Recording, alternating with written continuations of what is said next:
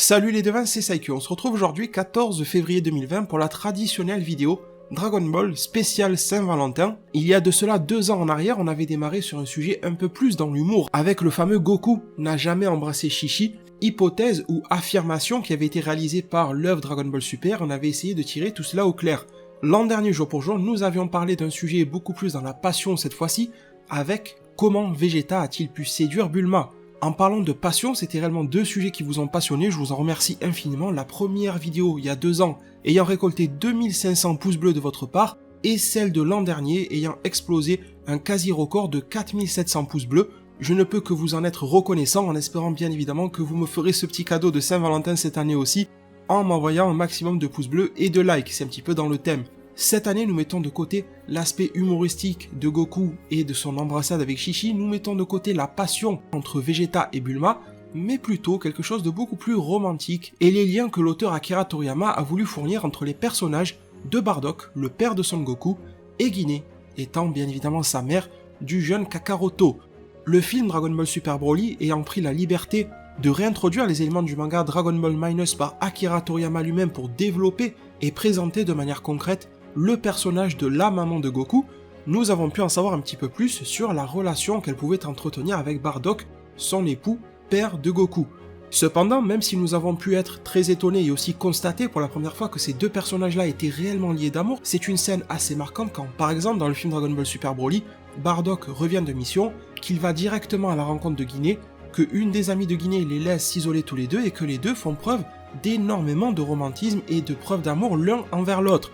Et mauvais jeu de mots mis à part, nous remarquerons même la manifestation physique de cela par le biais de leurs queues Saiyan, aussi bien à Guinée que Bardock, qui étaient enroulés autour de leur corps, qui se sont déroulés, qui ont pris une certaine forme, si on les assemble, qui pourrait même former un cœur.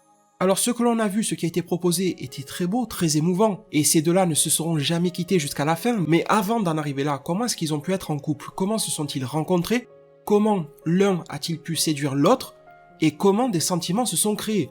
Surtout que les Saiyans ne sont pas connus pour être un peuple qui fait preuve de réellement de sentiments, encore que les sentiments de hargne, de fierté et de passion au combat, ça on sait qu'ils sont les meilleurs, mais pour l'amour, les relations maritales, les relations de couple, on aurait plutôt tendance qu'ils frisent vers la nullité. Il n'y a qu'à voir le résultat par rapport au roi Vegeta, dont on ne connaît même pas la femme à ce jour, ou par exemple le cas de Nappa lorsqu'il approchait de la planète Terre et qu'il suggérait à Vegeta, même si c'était implicité en japonais pour ne pas trop choquer les jeunes esprits des lecteurs, mais il proposait tout de même de violer les Terriens afin de pouvoir lancer une race métisse, Saiyan Terrien, qui serait plus puissante. Chose que Vegeta a refusé, même si au final, par son amour pour Bulma, il le fera plus tard. Mais en tout cas, il n'aura violé personne de sa vie, et heureusement. Alors ces Saiyans étant habituellement très rudes, comment est-ce qu'ils ont pu alors former un couple, Bardock et Guinée?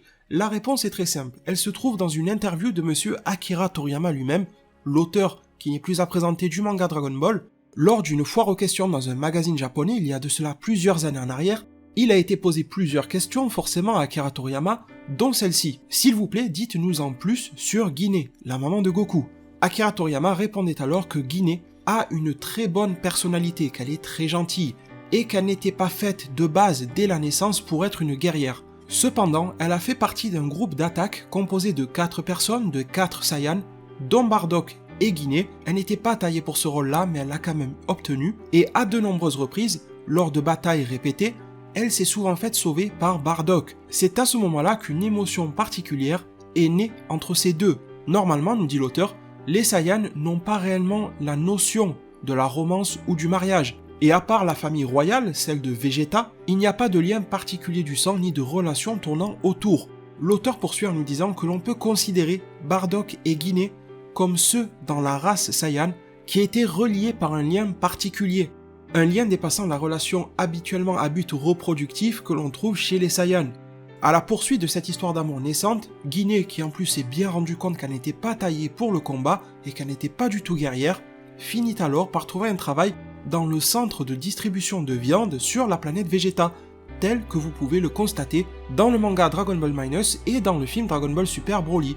Bardock, lui, continue ses missions en tant que guerrier, même s'il est de basse naissance, il est quand même fait pour cela. Cette histoire d'amour donnera lieu à la naissance de 2 enfants, Raditz et Kakaroto, Raditz ayant très mal tourné, mais ce qui est à peu près logique pour n'importe lequel des Saiyans, et Kakaroto qui aurait pu mal tourner, mais une fois envoyé sur Terre, il se cogna la tête et fit d'une certaine manière assez étrange surgir en lui un cœur pur. Nous constatons par leurs enfants que Bardock et Guinée sont réellement des exceptions. Les enfants auraient pu tirer d'eux, mais ce n'est pas réellement le cas. Pour Raditz, il est clair et net qu'il n'a rien à voir avec le cœur pur de ses parents, ou en tout cas la grosse remise en question qu'a pu réaliser son père Bardock et la bonne personnalité que Guinée avait de naissance. Et pour Son Goku, c'est quand même un cas un petit peu plus litigieux, car on se rendra compte que quand il était enfant, tout bébé, lorsqu'il était dans l'incubateur et lorsqu'il a été mis dans le pod en direction de la planète Terre pour se faire sauver de la destruction de la planète Vegeta, on avait tout de même un Kakaroto très émotif qui était en pleurs de voir ses parents s'éloigner de lui, un peu comme un enfant qui irait à la maternelle pour le premier jour et qui pleurait de voir son père, sa mère ou ses parents s'éloigner par la fenêtre de l'école. Donc peut-être que en Kakaroto, avant même de se taper la tête, il y avait déjà une part de cœur pur qu'ont pu lui transmettre Bardock et Guinée, mais celle-ci n'aura réellement pu que se révéler après un choc sur la tête, cela est bien évident.